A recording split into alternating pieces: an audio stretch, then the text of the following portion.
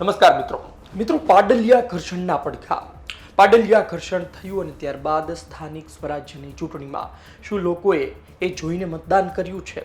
શું લોકોના મનમાં એ વાત હતી? શું લોકોના મનમાં એ ઘર્ષણ હતું?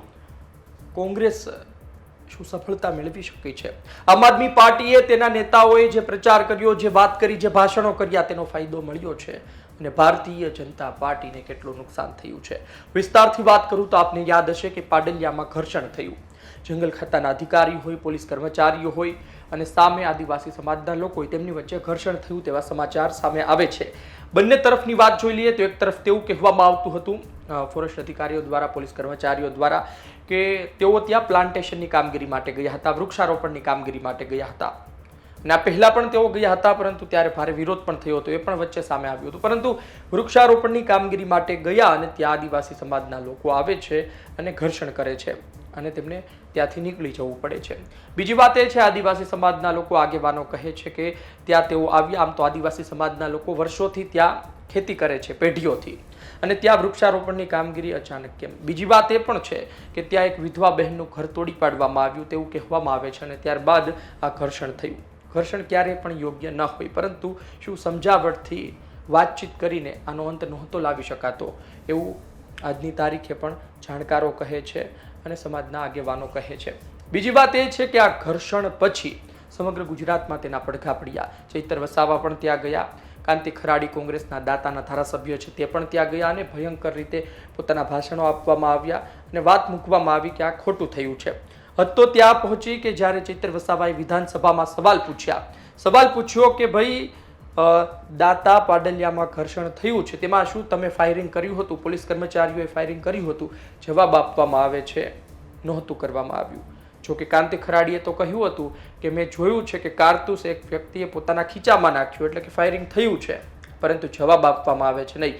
હવે તમે જુઓ કે કેવી વિસંગતતા એ સમયે જોવા મળી હતી. એક તરફ ચૈતર વસાવા પૂછે છે સવાલમાં કે કેટલા લોકો ઈજાગ્રસ્ત થયા હતા, કેટલા કર્મચારીઓ ઈજાગ્રસ્ત થયા? જવાબ આપવામાં આવે છે 17, પરંતુ આજની તારીખે પણ સોશિયલ મીડિયામાં એ બાઇટ ફરે છે, વાત ફરે છે કે પોલીસ કર્મચારીઓએ પોતે કહ્યું હતું કે 47 કર્મચારીઓ ઈજાગ્રસ્ત થયા છે. તો શું તે સમયે તેઓ ખોટું બોલતા હતા? આ બધી વાતો પછી તમે જુઓ કે ટીયર ગેસ છોડવાની વાત હોય, પછી દાવા અરજીને લઈને કહેવામાં આવ્યું એક પણ દાવા અરજી પેન્ડિંગ નથી મળી. એટલે આ બધા સવાલોને લઈને ખૂબ જ વાતો થઈ, ચર્ચાઓ થઈ અને ત્યારબાદ સ્થાનિક સ્વરાજ્યની ચૂંટણી આવી. સિંબલ પાણી તાલુકા પંચાયતમાં પાડલિયા સહિતના વિસ્તારો આવે છે અને ત્યાં કોંગ્રેસનો કરંટ જોવા મળ્યો છે. ઓવરઓલ મત જોઈએ તો કોંગ્રેસને સૌથી વધુ મળ્યા છે 1500 આજુબાજુ, આમ આદમી પાર્ટીને 1200 આજુબાજુ અને કોંગ્રેસને 600 મત આજુબાજુ મળ્યા છે. કહેવાનો અર્થ એ છે કે કોંગ્રેસ ત્યાં મજબૂતાઈ રીતે બહાર આવી છે. બીજી વાત એ છે કે જે પાડલિયા પ્રોપર છે ત્યાં આમ આદમી પાર્ટીને સૌથી વધુ મત મળ્યા છે. એટલે કે દાતામાં એ ઘટના બની, તેના પડઘા પડ્યા છે અને આ ઘટના બાદ કદાચ કોઈ ભારતીય જનતા પાર્ટી તરફ જવાનું વિચારતા પણ હોય તો એમણે પાછી પાની કરી છે અને વિપક્ષ તરફ રહેવાનું પસંદ કર્યું છે. અંબાજીમાં પણ 5 બેઠક કોંગ્રેસને ગઈ છે જિલ્લા પંચાયતની. એટલે કે આ તમામ બાબત દર્શાવે છે. ત્યાં તો ડિમોલિશનનો પણ મુદ્દો હતો, પણ કહેવાનો અર્થ એ છે કે દાતા પાડલિયામાં ખૂબ મોટા સમાચાર, ખૂબ મોટા પરિણામ સામે આવ્યા છે અને ત્યાં ભારતીય જનતા પાર્ટી તેમના આગેવાનો મહેનત પણ કરી રહ્યા હતા. આમ તો આદિવાસી વિસ્તારમાં ભારતીય જનતા પાર્ટી પાસે ભરીને ધારાસભ્યો છે, પરંતુ આ પ્રકારની ઘટના બને ત્યારે સરકારથી લોકો ગુસ્સે થાય, સરકારથી નારાજ થાય કે આવું કેમ કર્યું.